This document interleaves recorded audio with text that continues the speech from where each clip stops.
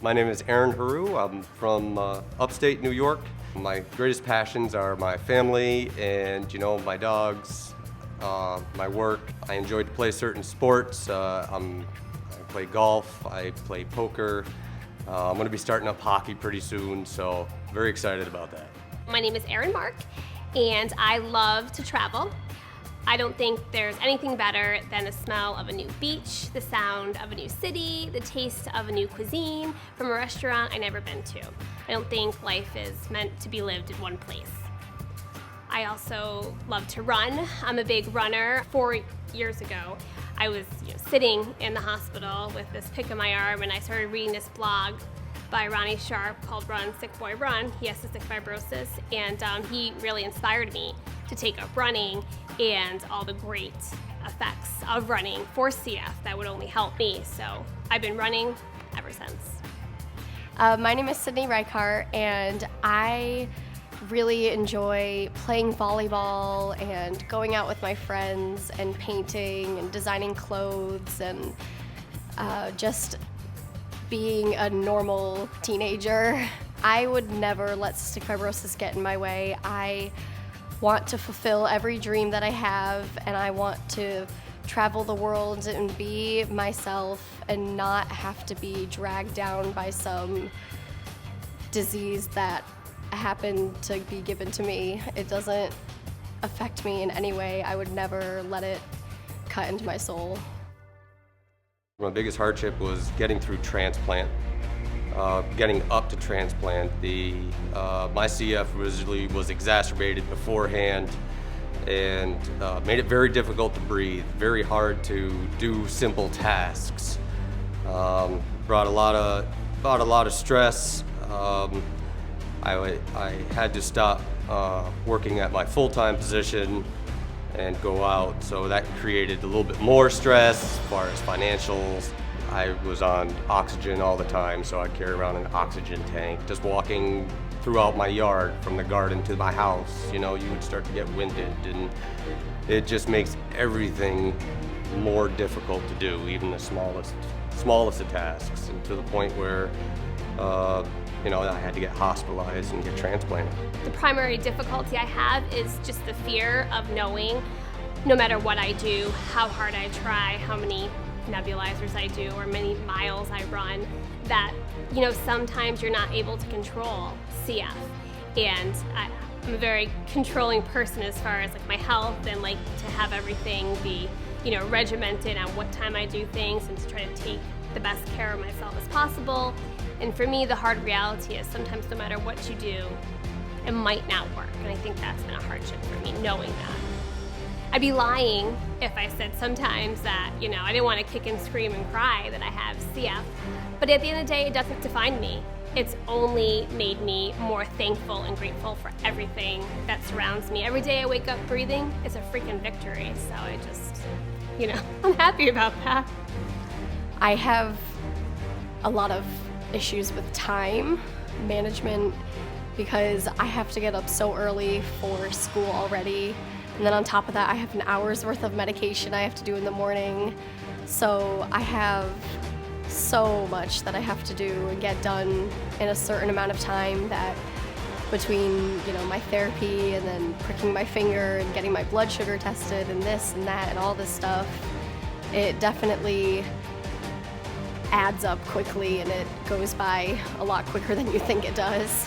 Cystic fibrosis is a curse and a blessing. Of course, it's a curse because it's a disease and it can really drag you down, but it's a blessing almost because it really makes you think about your life and how you really want to fulfill every dream you have, and every aspect of life just makes it much more special and meaningful. The burden itself of, adhering to a complicated treatment plan every single day. They have to commit on average about 2 hours every day to doing treatments, taking medications, getting exercise. That's quite a burden. But the other challenges that they have to face is similar than anybody else does.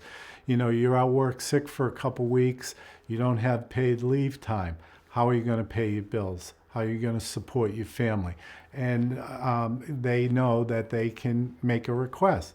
You know, it's almost frustrating to me at sometimes because most of them have so much pride, they're reluctant to do so.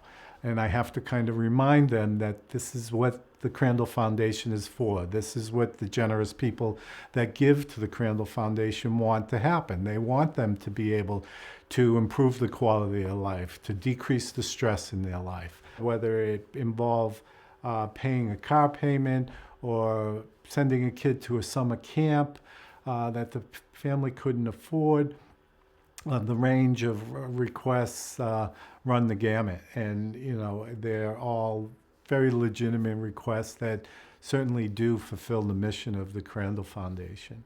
They have the opportunity to utilize the generosity of the Crandall Foundation to live their passions, to do the things that really give their life meaning, and really to improve the quality of their life, which is the mission of the Donna Crandall Foundation.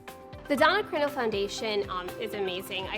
Support for me, the first time I was hospitalized, I was 22 years old, and it's kind of probably maybe late, for some CF patients being, but it was something that I just really, wasn't used to. So I was sitting there, getting adjusted to this PICC line in my arm and getting my schedule down, and I'll never forget it. John Nash walked in with this huge bag, full of goodies and full of stuff from the Donna Crandall Foundation. I just thought, wow, this is amazing that there's something like this out there for CF patients, because, at the end of the day, your first hospital visit is a huge deal, but little by little, it becomes kind of second nature. Now it becomes, your yearly admission, or, your second time this year in.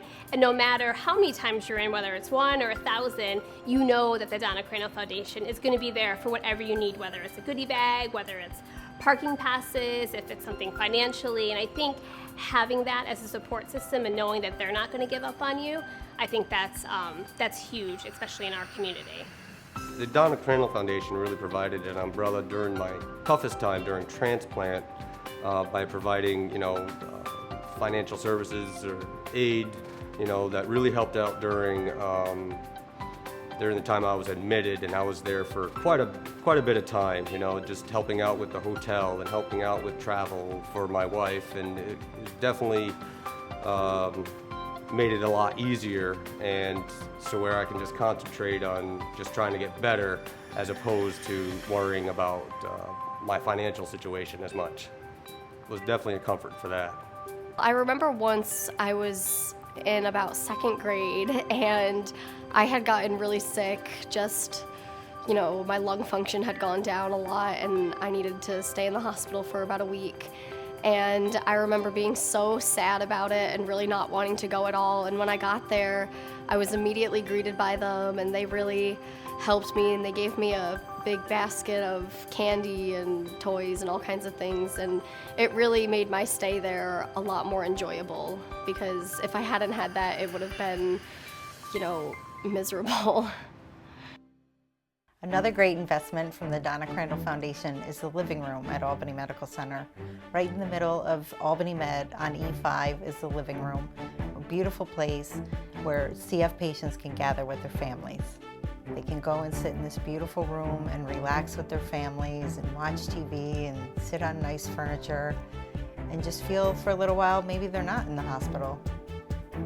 I think it's a place of comfort and peace, and away from all the distractions that cystic fibrosis can bring to their daily lives, all of the treatment regimens that they're getting in the hospital, all the doctors and all the respiratory therapists and nurses that come and see them.